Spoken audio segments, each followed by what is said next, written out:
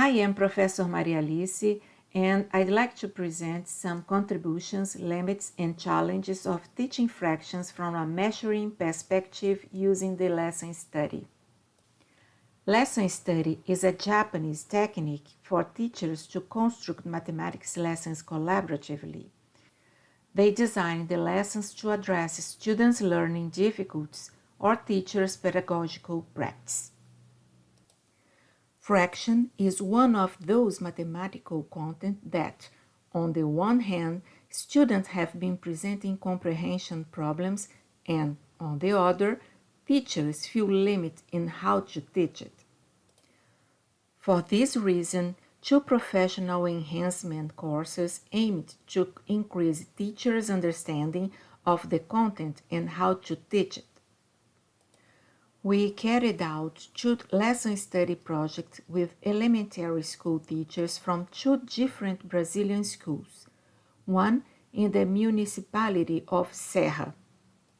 With the application of lesson study for classes with students of the 6th year of primary education, age around 11. The other was the municipality of Anchieta. There, the teachers teach to students from 6 to 16 years old. The collaboration of teachers with different experience and backgrounds brought expanded views of the curriculum and the desire for a natural sequence of mathematics throughout schooling. The collaboration was important for teachers in the final grades to know the construction of the concept of fraction with second grade students and, on the other hand, teachers in the initial grades to know the impacts of what teachers do in the continuation of studies in final grades. More than that, the joint planning of classes that aimed at building the concept of fraction with second grade students brought ideas for teachers of later grades about developing fraction ideas with their students. In the middle of the classes about the construction of fraction concept, there are moments of writing equations and inequalities regarding the measures of the rods. This experience naturally introduced the idea of equations and inequalities without mentioning names. It's possible, therefore, that second grade students naturally have the first notions about equations and inequalities. That's right, equations and inequalities of the measures of the rods that were under study. All of this in the beginning of second grade. These two projects in Brazil were inspired and conducted based on the experience I had with Professor Arthur Powell from the planning of fractions classes in a conjunction with American teachers of different backgrounds, schools, and working in various school grades. The planned classes were taught with second grade U.S. students and taught by Professor Arthur Powell. These actions were developed with Cousinet rods to build an understanding that considers the measurement of quantities as a multiplicative comparison of pair of magnitudes. C. The measure of two white rods is equivalent to one red rod. That of 3 white rods is equivalent to a light green rod, and so on. The motivation for the lesson study projects and the search for alternatives for teaching fractions with Professor Arthur originated from situations indicated by teachers and researchers from mathematics education, cognitive psychology, and neuroscience. For example, when adding fractions with different denominators, students added numerators and denominators without considering the relationships between the fractions. Instead, they applied properties of natural numbers to fractions. Likewise, when comparing fractions with equal numerators, they tended to say that 2/5 is less than 2/9 because 5 is less than 9. That is, they again disregard the relationship between numerator and denominator in each of the two fractions. The relationship between numerator and denominator is evident when working with measures.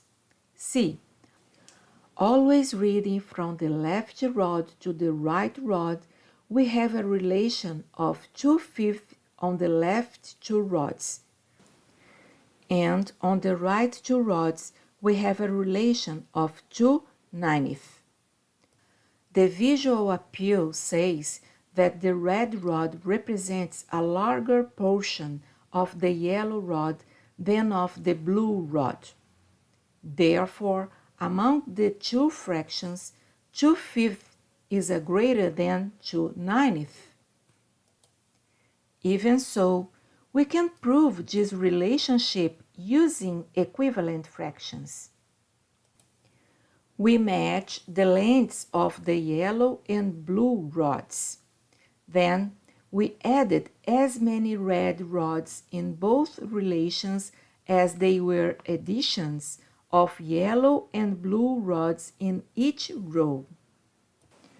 We see that the length of the red rods in relation to the yellow rods is greater than the length of the red rods in relation to the blue rods.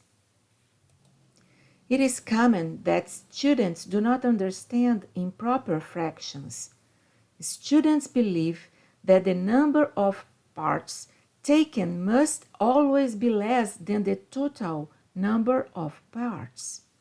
Therefore, the fractions themselves are easy to understand because the number of parts taken is less than the total number of parts. But when we need to take more parts taken than the total of viable parts, the difficulty of understanding arises. Students do have understand the idea of an unit. With the Cuisenaire rods, the transition from proper to improper fractions is natural. Reading the relation on the lengths of the rods always from left to right, we have in the first set of rods on the left that a white rod is 1/8 of the brown rod, then 2/8, 5/8, 8/8, 9/8, and 13/8, for example. Observe also how easy it is to realize the relations of half measures with the Cuisenaire rods. Then, when the students see the fractions 1/2 is different relationships, they will realize the same fraction occurring in different units. From a measuring perspective, it's easy to see the difference between 5/7 and 7/5. However, there are some considerations to make in order for teaching to take students to a broad and deep understanding. In lesson study, for teachers to develop lessons, they have to study mathematical ideas, meet to present and exchange perspectives, and finally, to construct materials that seek to meet their education objectives. They have to invest time and have support from school leadership. Lesson study may require reorganizing teaching schedules. The Anchieta team, in my opinion, was the protagonist in bringing together in our group elementary and middle school teachers and school administrators. This enhanced our work since everyone was involved and committed to the lesson study objectives. By participating and supporting the lesson study, school leaders came to know the real needs of those who teach. Elementary and middle school teachers broadened their vision of the mathematics curriculum beyond what is written. An investment of many classes is necessary to build these fraction ideas with the students. Often, the pace imposed by schools and the curriculum itself leads to lessons based on memorization and the indiscriminate use of procedures at the expense of developing students' conceptual understanding. The lesson study experiences also pointed out mistakes. We are wrong to think that we would consume fewer classes to build the concept of fraction with sixth grade students than with second grade students. In fact, the pace required was the same. I think that little by little, collaborative teaching can take shape in schools, and more we hear things like this. It looks like math. The same happened in Serra. A student said, I don't like mathematics, but here I am enjoying it. Lesson study is a simple idea, but a complex process. In sum, the contributions of the teaching of fractions from the measuring perspective are evident. Nevertheless, it's necessary that mathematics educators rethink the alignment of the educational objectives with the way the teaching has been carried out. This all has to do with the school culture. Of course, there are limits and challenges. However, these two Brazilian examples and the Newark example leave us with the message that it's possible. Thank you for your attention.